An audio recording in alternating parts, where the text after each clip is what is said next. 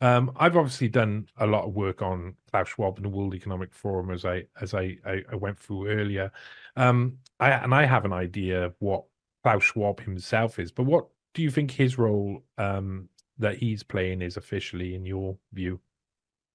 This is something I've always tried to. It's hard to ascribe a motive because I'm always thinking about that and what drives someone to be a part of this. And then this, something I asked you yesterday on your Sunday show about what's the motive behind it. Like people like him are going to be dead by the time that these kind of goals are realized.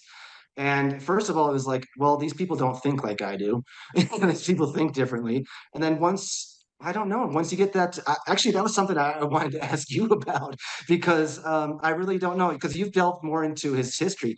The one thing I do know about his history is that we shared the same birthday, which is last March 30th, last Saturday, the other Saturday, and we're both bald.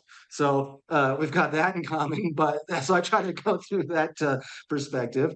But no, I don't, because I thought about, legacy, something to pass on to someone else. But he's one of those workaholic types that he said he's never going to retire.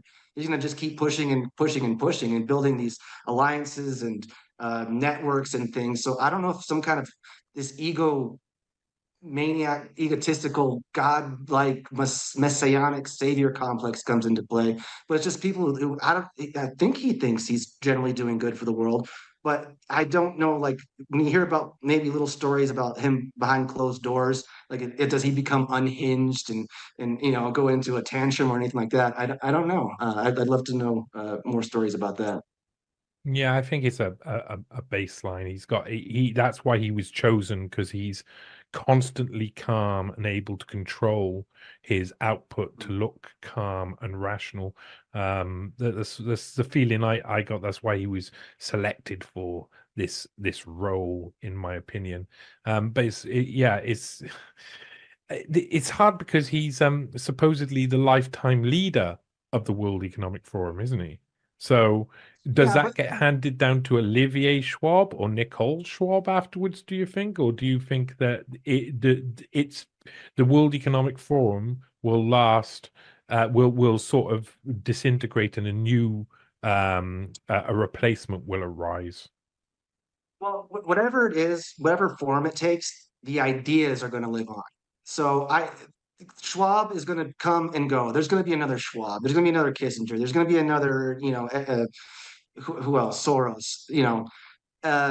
What I see at the World Economic Forum, I would think someone like Burga Brenda would take over. But I mean, he's boring as hell. You know, he's, he's, he's when he talks, he's kind of talking like this economic growth. He's not as interesting or Bond villainish as the false industrial revolution, that type.